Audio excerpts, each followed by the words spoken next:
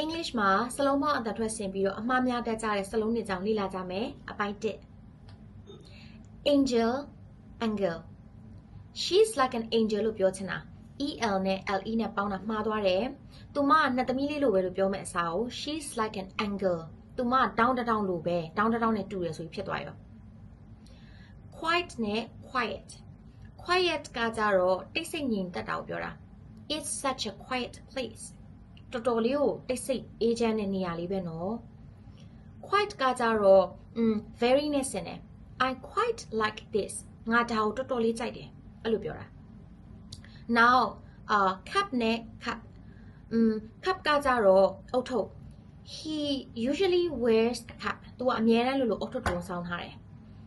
cup ကကြတော့ She bought a new cup သူမခွက်အသစ်တစ်လုံးဝယ်လာတယ်